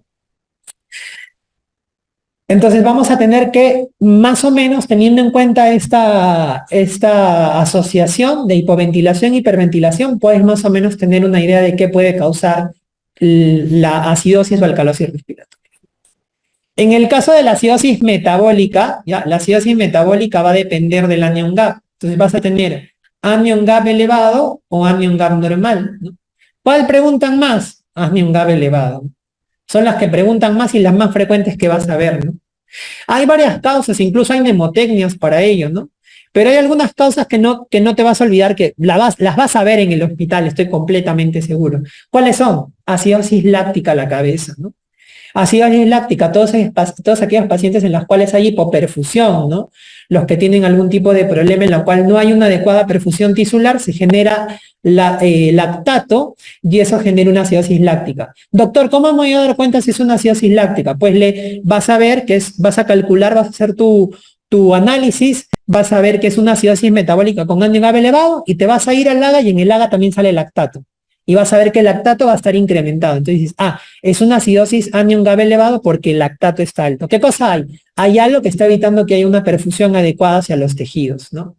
Otro característico que vas a ver, la cetoacidosis diabética, ¿no? ¿Qué sucede en la cetoacidosis diabética? En la cetoacidosis diabética aumentan los cuerpos cetónicos, que también son aniones no medidos, igual que el lactato, ¿no? Entonces, ¿qué es lo que pasa? El paciente va a ser un paciente con diabetes, con mal control, sin tratamiento, que algo lo ha descompensado, que va a presentar una AGA en la cual vas a encontrar una acidosis metabólica con anion-GABA elevado. Doctor, ¿cómo me voy a poder fijar? Fácil, si tú ves que es un paciente diabético, te vas al AGA, miras la glucosa. En el AGA también a veces sale la glucosa. Vas a encontrar la glucosa más de 250. Te vas al examen de orina, tiene cetonas positivos. Es una cetoacidosis diabética. Una cetoacidosis diabética. Otra causa frecuente, la falla renal, ¿no? Pacientes con insuficiencia renal, bueno, falla renal, ya no se utiliza el término de insuficiencia renal, ¿no? Con falla renal, ¿no? Entonces, vas a encontrar ahí que por una falla en la depuración que hace el riñón de algunos aniones, estos aniones como los fosfatos, por ejemplo, los sulfatos, se empiezan a acumular y hacen una acidosis anion-GABA, acidosis metabólica anion-GABA elevado, ¿no? Bueno, ¿cómo te vas a dar cuenta? Obviamente ahí tendrás que irte a las analíticas para ver cómo está la creatinina, la urea y evaluar otros parámetros dependiendo si el problema es agudo o crónico en la falla renal, ¿no? Y existen otras cosas menos frecuentes que no vas a ver probablemente, a lo mejor sí, no sé, por ejemplo, tóxicos, por ejemplo, muy dentro de los tóxicos, el metanol, por ejemplo, ¿no? Intoxicación con metanol, pacientes alcohólicos que ya no tienen y toman metanol, ¿no? O por ejemplo, la intoxicación con salicilatos, por ejemplo, ¿no? Con la aspirina, ¿no? O rabdomiolisis también, ¿no? Que son causas menos frecuentes. Usualmente las tres primeras son las que vas a ver: acidosis láctica a la cabeza, cetoacidosis diabética y falla renal, ¿no? Doctor, ¿y en el anion-GAP normal? En el anion-GAP normal es la acidosis metabólica hiperclorémica, diarrea. Diarreas, pérdidas intestinales, lo más frecuente. La diarrea hace una acidosis metabólica con anion-GAP normal. Hay otras causas, sí, hay algunos fármacos, ¿no? Que pueden generar administración de ácidos, alteraciones renales, alteraciones sobre todo a nivel tubular, tubulopatías, ¿no? Pero son menos frecuentes, ¿no? Generalmente en las acidosis metabólicas anion-GAP normal van a estar sobre todo la diarrea, ¿no? Lo más importante. Y finalmente, en las alcalosis metabólicas, eso también es facilito, generalmente la alcalosis metabólica, lo más frecuente que vas a encontrar es vómitos. Pacientes que tienen vómitos de forma constante, estos pacientes que no se pueden hidratar bien, no tienen adecuada tolerancia oral, vomitan y hacen una alcalosis metabólica. ¿Por qué hacen una alcalosis metabólica? Porque acuérdate que en el estómago está el ácido clorhídrico, entonces pierden ácido vomitando, ¿no? Entonces, cuando tú tengas un caso clínico de una alcalosis metabólica por vómitos, acuérdate que el paciente está perdiendo por los vómitos el ácido clorhídrico. Entonces, en el AGA no te extrañaría ver que el cloro va a estar bajo. Estas alcalosis metabólicas por vómitos hacen hipocloremia, ¿no? Entonces vas a encontrar en tu AGA, aparte de la alcalosis metabólica, un cloro bajo. Entonces son cosas que te van a poder orientar en cierta manera en un grado u otro. Entonces, a ver, para finalizar vamos a tener este caso clínico, ¿no? Entonces, a ver, quiero que ustedes me ayuden. Vamos a tratar de hacer la evaluación del hospital, o sea, la evaluación larga para poder aplicarla. Aunque con la evaluación rápida más o menos podrías tener una idea, pero con la evaluación, vamos a tratar de hacer la evaluación larga para poder sacar el diagnóstico como tal, ¿ya? Entonces miren ustedes, este caso clínico es un caso clínico característico que usualmente lo vas a poder encontrar en muchos casos y es importante por eso y lo he puesto aquí para que lo puedas tener en consideración. Miren, es una mujer de 35 años, ¿no? Que tiene diagnóstico de diabetes mellitus tipo 1, ¿no? Ella ingresa o ha cursado con mal estado general, hace 3 días presenta fiebre, náuseas, hiporexia y tos productiva. ¿Ah? Diabética tipo 1, entonces, mal estado general, fiebre, náuseas, hiporexia y tos productiva. Ha suspendido el tratamiento para la diabetes. Como es una diabetes tipo 1, tiene que utilizar insulina, pero no la está utilizando. Y al examen ingresa la paciente deshidratada, somnolienta y tiene una respiración rápida y profunda, ¿no? Entonces, ese es el caso clínico en el cual está ingresando la paciente. Entonces, sin mirar el AGA, ¿yo qué cosa podría teorizar de esta paciente así solamente con los datos que me dan? Yo digo, bueno, es una paciente con diabetes tipo 1 que ha suspendido el tratamiento, o sea, no se está poniendo insulina. Y yo sé, por mis conocimientos generales, que la diabetes tipo 1 requiere de insulina para sobrevivir. Si el paciente no se va a poner no se pone insulina, el paciente se va a complicar. Entonces, lo que puedo estar pensando aquí es que esta paciente tiene una complicación por la diabetes. Es lo primero que puedo pensar. Ahora, lo segundo, veo que la paciente está haciendo fiebre, está haciendo náuseas, tiene hiporexia y tiene tos productiva, ¿no? Y tengo una respiración que es rápida y profunda. Entonces yo digo, fiebre, tos, taquimia, ¿será que esta paciente también está haciendo algún problema respiratorio? ¿Será que tiene un problema respiratorio de fondo también? Como ha suspendido su tratamiento, se ha complicado. Podría teorizar eso, ¿no es cierto? Porque un paciente diabético no hace fiebre y tos productiva de la nada, ¿no? Generalmente fiebre y tos productiva están en relación a un proceso infeccioso respiratorio. Entonces yo ya más o menos viendo la historia clínica, y es lo que ustedes van a tener, porque ustedes van a saber la historia clínica al paciente que le dan el AGA, yo podría estar teorizando que el paciente o la paciente tiene una diabetes que está descompensada, no sé qué grado de descompensación, pero voy a pensar que esa diabetes puede estar descompensada y voy a estar pensando que probablemente haya alguna infección de tipo respiratorio o un problema respiratorio infeccioso que está generando fiebre, tos productiva, ¿no? No sé cuál, pero probablemente haya eso. Como la paciente la ven, es una paciente que está con fiebre, con tos, está respirando rápido, está somnolienta, deshidratada, entonces el asistente te dice, sácale un AGA a la paciente. Ustedes le sacan el AGA a la paciente y este es el AGA que reportan. Tenemos los valores de pH, de presión de CO2, de presión de oxígeno, de bicarbonato, de sodio y de cloro. Entonces, tú recibes el resultado y vas a hacer el análisis de este caso, ¿no? Entonces, ¿qué es lo primero que yo hago? ¿No? Lo primero que yo hago, voy a ver el pH para determinar cómo está la alteración, ¿no? Si hay alguna alteración o no. Les pregunto, ¿cómo está el pH en esta paciente? Está disminuido el pH, ¿no es cierto? Entonces tengo un pH que está disminuido. Entonces, si el pH está disminuido, entonces podré ir diciendo que esta paciente tiene una acidosis. Entonces ya tengo el primer dato, acidosis. Ahora, les pregunto, en relación a la acidosis, ¿cuál es el trastorno o la alteración que está generando la acidosis?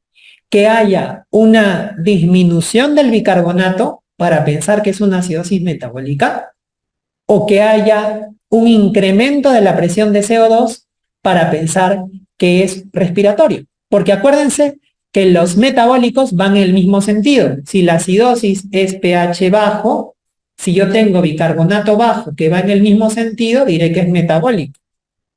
Si yo tengo pH bajo y tengo presión de CO2 alta, son opuestos, diré que es respiratorio, el trastorno primario. Les pregunto, ¿cuál es el trastorno primario en esta paciente? ¿Metabólico o respiratorio? Metabólico, porque me voy a analizar, vean ustedes, valor normal de bicarbonato es 24 más menos 2. Esta paciente tiene 6, está disminuido, francamente disminuido. Presión de CO2, valor normal, entre 35 y 45. ¿No? Si yo quisiera pensar que es una acidosis respiratoria, la presión de CO2 tendría que estar alta y yo más bien la encuentro disminuida. Entonces no es el trastorno primario respiratorio, sino el trastorno primario es metabólico. Entonces diré, es una acidosis metabólica. Entonces, Ya tengo mi nombre y apellido. Ahora, lo segundo que me dice el método amplio es, señor, usted le tiene que calcular la compensación hacia a esa acidosis metabólica. Entonces me voy a mi tablita, veo aquí acidosis metabólica, yo les dije la fórmula clásica, la de Winter, ¿no? A ver, ¿cuánta es la presión de CO2 esperada en este paciente? Voy a calcular la compensación. Presión de CO2 esperada. ¿Cuánto es? ¿Cuánto es? ¿Alguien lo calculó? ¿17? ¿17 más menos 2? 17 más menos 2, ¿no? Aquí está la fórmula, ustedes la pueden calcular y les va a salir 17 más menos 2. Entonces, esta es mi presión de CO2 esperada, pero esta presión de CO2 que yo he calculado por la fórmula, la voy a comparar con la presión de CO2 que yo tengo. Entonces, vean, por un lado, mi presión de CO2 esperada es 17 más menos 2, o sea, es de 15 a 19. Y la presión de CO2 que yo tengo en el AGA, lo que se ha medido, es 11. Entonces voy a comparar y digo, ¿mi presión de CO2 en el AGA es mayor o menor que mi presión de CO2 esperada? Menor, porque yo tengo que la presión en el AGA es menor a la presión de CO2 que yo he calculado, que es la esperada. Entonces me voy a mi cuadrito y veo, cuando es metabólico, si la presión de CO2 que está en el AGA es menor que la presión que tú calculaste, la esperada, entonces tiene asociada una alcalosis respiratoria. Entonces diré que este trastorno, que esta paciente no solamente tiene una acidosis metabólica, sino que tiene un trastorno mixto. Tiene una acidosis metabólica más una alcalosis respiratoria. Ahora, ya tengo el dato, acidosis metabólica y alcalosis respiratoria. No tengo que hacer ningún cálculo, muere ahí mi análisis del AGA y ya puedo ir a teorizar por qué la paciente tiene este trastorno mixto, o tengo que hacer algún cálculo más en esta paciente. El anion GAP, porque es una acidosis metabólica. En todas las acidosis metabólicas me veo obligado a calcular el anion GAP. Entonces, calculo el anion GAP. ¿Cuánto es el anion GAP que tiene esta paciente? 39.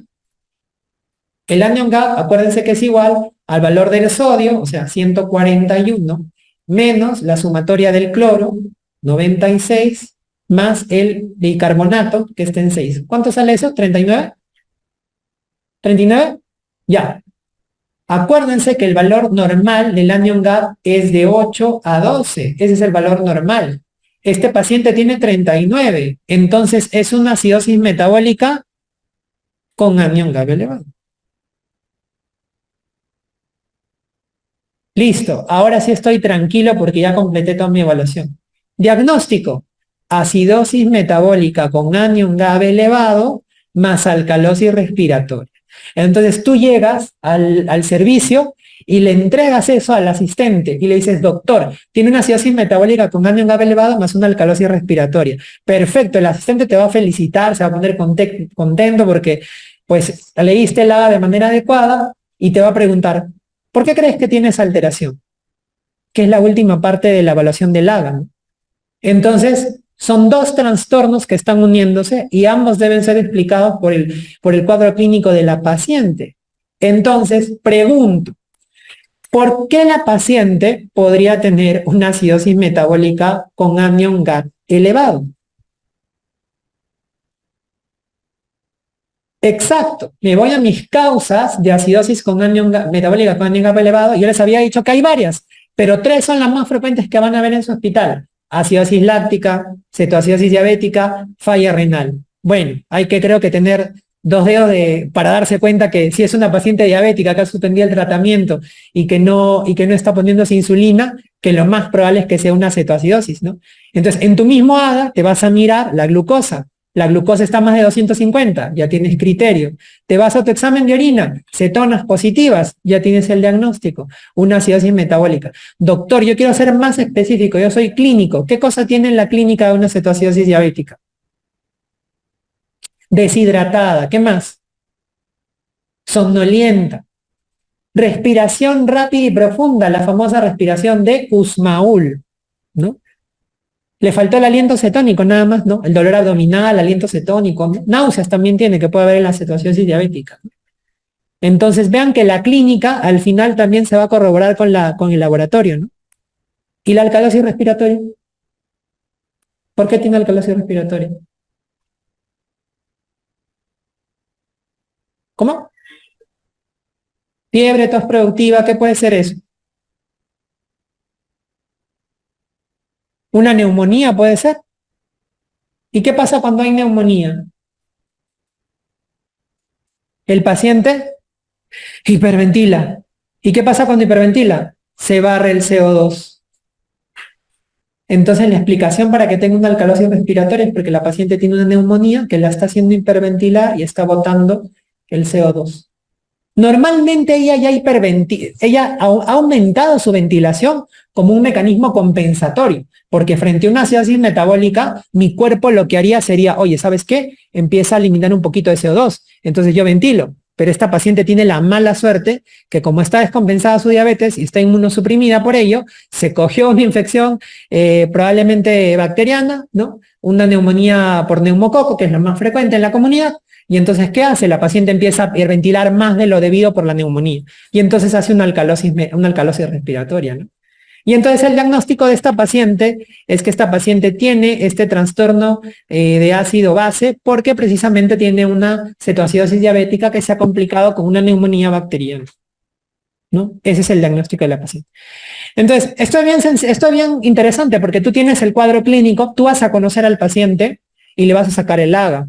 Entonces tú vas a ir, vas a llevar el AGA y cuando llevas te dan el resultado y apenas te lo dan, lo que yo hago es empiezo a mirar. Y entonces puedes hacer tu método rápido, como yo te he dicho, o puedes, si quieres, calcular, te demorarías un poquito más, ¿no? Pero puedes hacer el método rápido y mientras tanto vas pensando cuál es el cuadro clínico de la paciente y decir por qué tienes alteración. De tal manera que cuando tú llegues a tu servicio y entregues el AGA, tú puedes decir, sí, doctor, ha salido esto. Y si te preguntan, ¿y por qué ha salido esto? Entonces tú dices, bueno, es que está en condición con este cuadro clínico de la paciente, miren, tiene esto y demás. Entonces, de esa manera se interpreta de manera adecuada el AGA, ¿no? Y si ustedes se dan cuenta, puede ser que la segunda parte que yo les he dicho sea engorrosa porque hay que hacer cálculos y demás, ¿no? Pero la primera parte, el primer esquema ha sido muy fácil y muy sencillo. Entonces, si ustedes hacen o tienen presente ese primer esquema, ustedes ya más o menos se dan una idea rápida de qué puede tener el paciente y más o menos ya ir teorizando algo y, digamos, no quedarse con no responder frente a la pregunta, de decir qué cosa tiene el AGA y quedarse callados y decir, no sé. Entonces, al menos esto, la primera metodología nos saca del apuro para poder, digamos, hacer el diagnóstico de este paciente, ¿no? Ahora, hasta ahí ha sido la parte del equilibrio ácido-base. Pero yo les pregunto ahí, ¿ese AGA de esa paciente tiene algo más?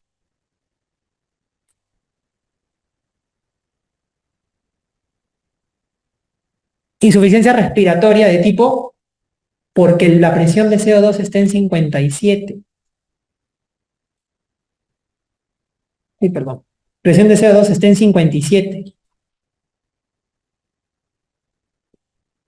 Entonces esa paciente tiene no solamente un trastorno del equilibrio ácido-base, sino tiene insuficiencia respiratoria. Tiene insuficiencia respiratoria.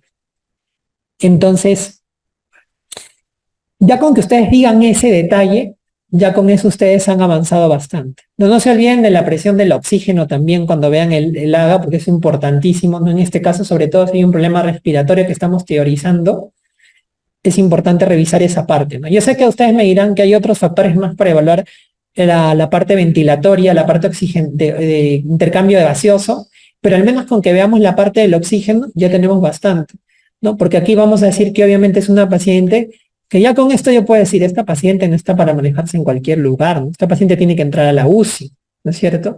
Probablemente para el manejo, ¿no?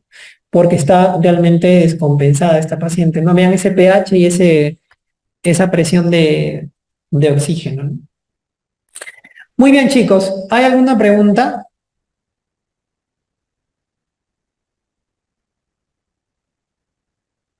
¿Los chicos en el streaming tienen alguna pregunta?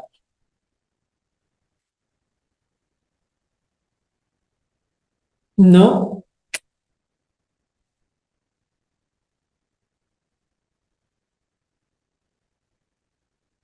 Ah, fácil. Si tú mismo sacas el AGA, o sea, si tú mismo sacas el AGA y quieres diferenciar, porque me preguntan cómo diferenciar el AGA de la parte, un AGA arterial de uno venoso, ¿no? Entonces, si tú sacas el AGA, al momento de sacar el AGA te puedes dar cuenta porque la sangre, cuando pinchas una vena, la sangre no ingresa directo con fuerza a la jeringa.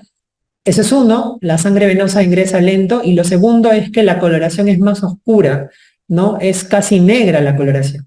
Y en el mismo AGA te puedes fijar, porque usualmente la presión de oxígeno en la sangre venosa va a estar mucho más disminuida, va a ser una presión de oxígeno que va a estar usualmente menos de 80. Muchas veces el paciente no va a tener un cuadro que justifique esa hipoxemia, y además de eso también el pH se va a tirar un poco hacia el extremo inferior. Entonces vas a encontrar pHs de 7,35, ¿no?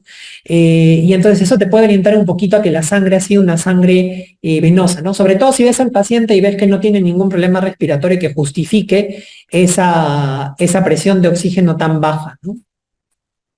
Sí, en la sangre venosa van a cambiar los valores realmente, porque vamos a tener un pH que se va a tirar más hacia la parte acidótica, o sea, hacia el punto de corte inferior. Usualmente el pH normal en vena es 7,35, ¿no? La presión de oxígeno va a disminuir también, porque obviamente es una sangre desoxigenada. Entonces, de esa manera te puedes dar cuenta si hay o no esa alteración, ¿no? Con respecto a la jeringa de AGA, ¿qué sucede? Lo que pasa es que la jeringa de AGA, tú vas a tener dos tipos de jeringa, ¿no? Vas a tener la jeringa que ya es especial para AGA. Esa jeringa normalmente viene heparinizada, entonces simplemente lo que tú haces, esa jeringa incluso ya viene con cierto espacio, el émbolo corría hasta cierto espacio libre para que tú cuando pinches la sangre suba de manera normal, ¿no? Y si no tienes esa, vas a tener la de tuberculina, ¿no? Que la de tuberculina tú la vas a tener que heparinizar y vas a tener que, digamos, extraer la sangre, ¿no? Pero es mucho más fácil y sencillo con las jeringas de AGA, que es la que usualmente se tienen que tomar. ¿Cómo saber si está bien tomado el AGA? Viendo los valores, como les decía, ¿no? Viendo el valor del pH, viendo la presión de oxígeno, que normalmente te van a indicar si el AGA está bien tomado o no, porque si es de sangre venosa vamos a tener valores mucho más bajos en un paciente en el cual no va a justificar esa alteración, ¿no? Ahora, si tú tienes un AGA, por eso es que el AGA siempre tiene que verse con el paciente, porque si yo, por ejemplo, le tomo un AGA a uno de ustedes y me sale presión de oxígeno 75, entonces no hay forma que ese AGA sea de sangre arterial. Probablemente lo he tomado mal, ¿no? He sacado un AGA, o un análisis de gases venosos, no arteriales, ¿no? Realmente depende de cuántos mililitros vas a necesitar usualmente para procesar o no. Realmente no es necesario que termines retirando una gran cantidad de muestra de sangre. ¿Por qué? Porque esa sangre se va digamos, a procesar en unas máquinas en las cuales tú necesitas una pequeña cantidad. Utilizan un capilar y sacan la sangre por capilaridad, y eso es lo que van a procesar, ¿no? Entonces, básicamente terminas utilizando menos usualmente de 1 mililitro de sangre, lo que vas a tener que finalmente procesar, ¿no? Usualmente. Vas a tener que utilizar la heparina, vas a jalar, para heparinizar la jeringa de tuberculina, lo que haces es jalas heparina en una pequeña cantidad de heparina, puedes sacar 0,1 mililitros, simplemente lo que haces es tratas de llevar toda la heparina a toda la jeringa para que todo el interior de la jeringa se heparinice, ¿no? En el caso de la interpretación del análisis de gases arteriales con respecto a la albúmina, no es necesario estrictamente hacer correcciones en cuanto a albúmina. La corrección con albúmina se puede utilizar para otros casos, ¿no? Como por ejemplo cuando quieres medir o quieres ver el valor de calcio, por ejemplo, que es un electrolito que también te permite ver el AGA. Entonces en esos casos sí puedes corregir con la misma albúmina, ¿no? Claro, lo que pasa es que si ustedes hacen la fórmula rápida, ¿no? La fórmula rápida en este caso, por ejemplo, probablemente lo que vas a tener en este caso es que tenga una acidosis metabólica parcialmente compensada, digamos, ¿no?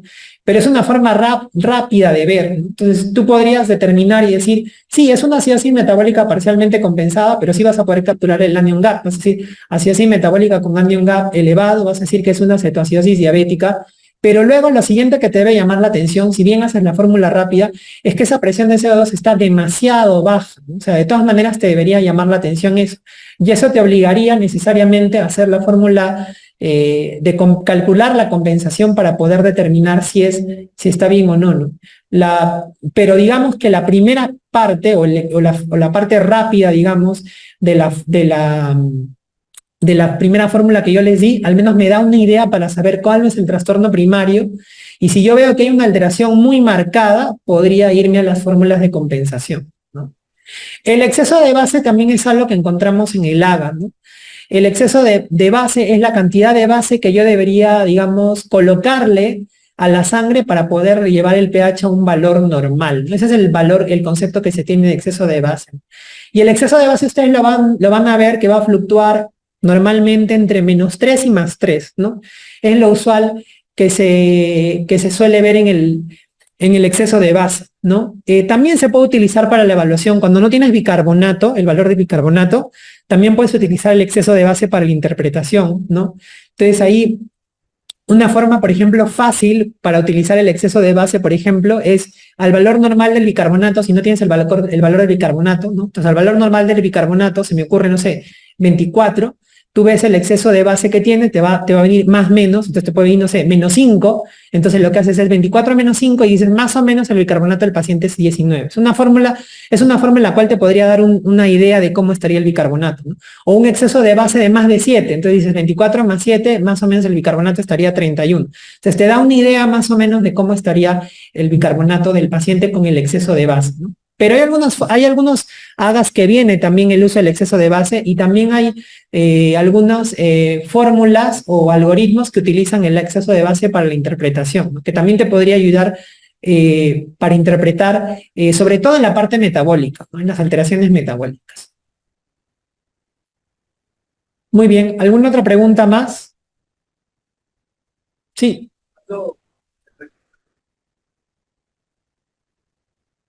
Sí, hay algunas situaciones en las cuales se pueden asociar hasta un tercer trastorno, ¿no? Sobre todo las acidosis, a veces se pueden asociar acidosis, la acidosis metabólica, por ejemplo, a veces se asocia acidosis metabólica con anion gap elevado y una acidosis metabólica con anion gap normal, por ejemplo, también se puede asociar, ¿no? Y allí entran a tallar otros conceptos, por ejemplo, como es el delta del anion gap, ¿no?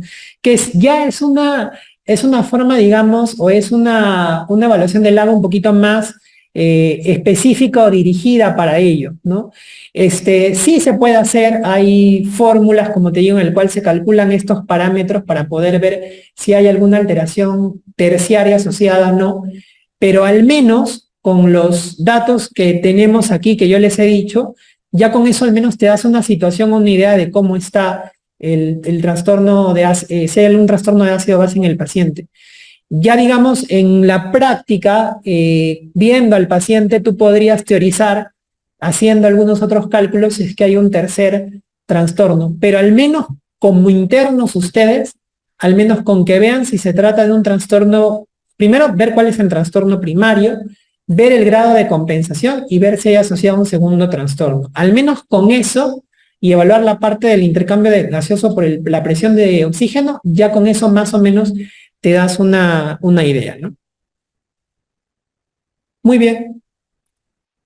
Listo, chicos. Entonces, si no hay más preguntas, eso sería todo, y estén atentos entonces a los próximos talleres. ¿Ok, chicos? Entonces, estén atentos, que ahí les van a avisar cuáles son los siguientes talleres para que puedan ustedes continuar con la programación que tenemos nosotros. ¿Ok, chicos? Entonces, me despido, que tengan buena tarde.